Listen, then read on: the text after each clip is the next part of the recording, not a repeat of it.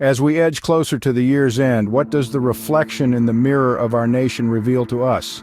Douglas Macgregor offers a sobering reflection on the state of our nation. He prompts us to critically examine the trajectory of the Biden administration's tenure, a tenure that now spans over 2.5 years. He scrutinizes the current dynamism and influence of the United States, both domestically and on the global stage.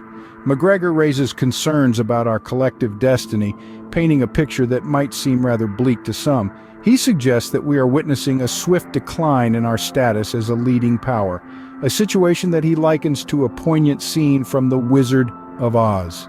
In this analogy, our government resembles the deceptive facade of the titular wizard, controlled by a hidden manipulator.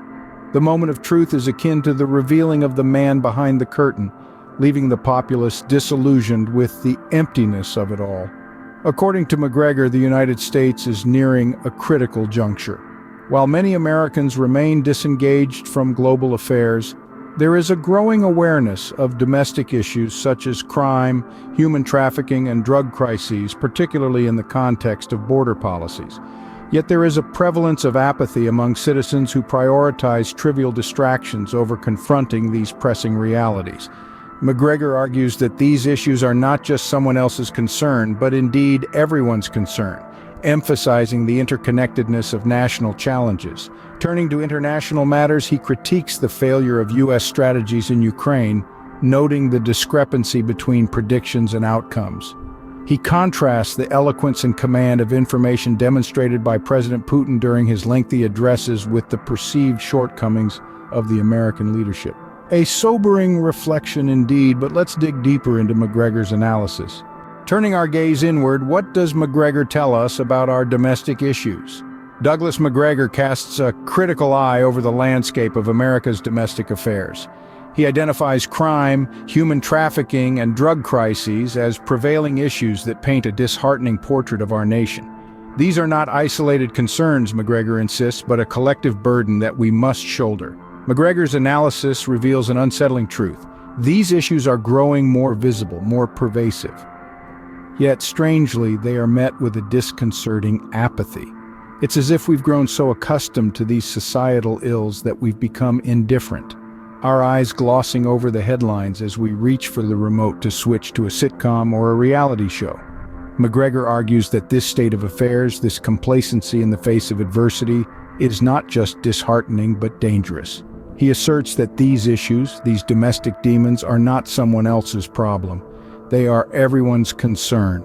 The interconnectedness of our national challenges means that the crime that plagues our cities, the trafficking that exploits our vulnerable, the drug crises that ravage our communities, all cast long shadows that touch every corner of our nation.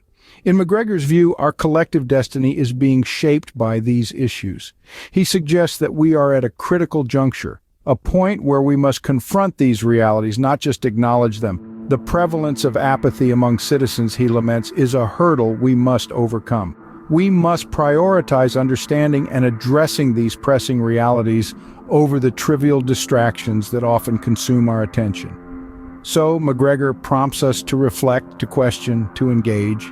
He invites us to look beyond the deceptive facade of our daily distractions, to see the man behind the curtain, to recognize the emptiness of it all. Because only then, he believes, can we begin to change the narrative, to reshape our collective destiny. A grim picture of our domestic affairs, but how does this picture change when we look outside our borders? Now let's shift our focus to the international stage. What does Macgregor have to say about our role there? Douglas Macgregor shines a critical light on American international strategies, particularly highlighting the situation in Ukraine. He points out the glaring discrepancy between anticipated outcomes and the harsh realities we are witnessing today. He argues that the American leadership has fallen short, unable to deliver on promises and unable to maneuver the complex landscape of international politics effectively. Macgregor juxtaposes this with the command of information and the tactical brilliance displayed by President Putin. He notes that Putin's lengthy, detailed addresses are often marked by an eloquence and an understanding of the nuances of global affairs. This, he suggests, is a stark contrast to the American leadership's approach. But what makes Putin so popular? Macgregor offers an interesting insight. He attributes a significant part of Putin's popularity to his intelligence and unwavering commitment to Russian interests. He is seen as a leader who understands the stakes and knows how to play the game, a leader who prioritizes his nation above all else. On the contrary, Macgregor points out what he perceives as American provocations towards Russia. He suggests that these provocations, whether intentional or not, have been counterproductive, only serving to escalate tensions and alienate potential allies. In this international chess game, Macgregor implies that the United States has been playing checkers while the rest of the world is playing chess.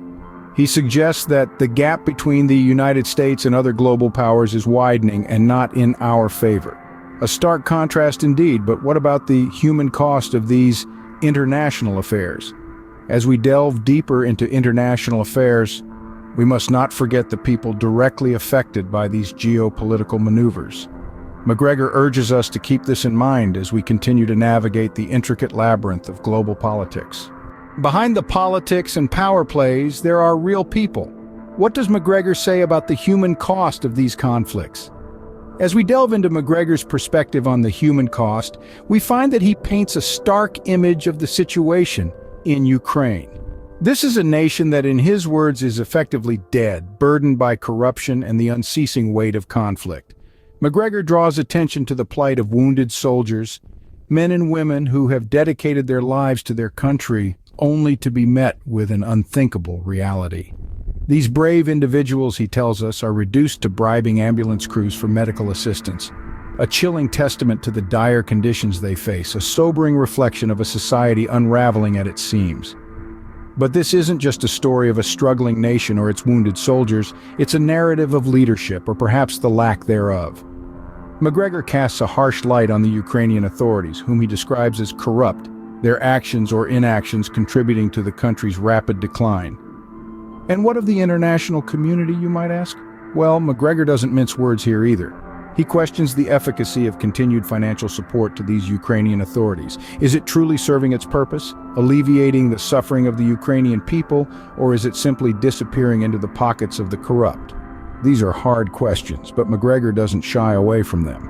He compels us to look beyond the surface, beyond the carefully crafted political narratives, and see the human cost. The real people behind the headlines, the ones paying the price for conflicts not of their making.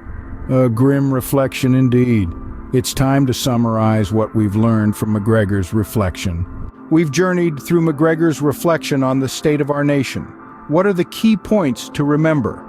Firstly, Macgregor urges us to reassess the current state of our nation, both domestically and internationally. He questions the vigor and influence of the United States, expressing concern about our collective destiny.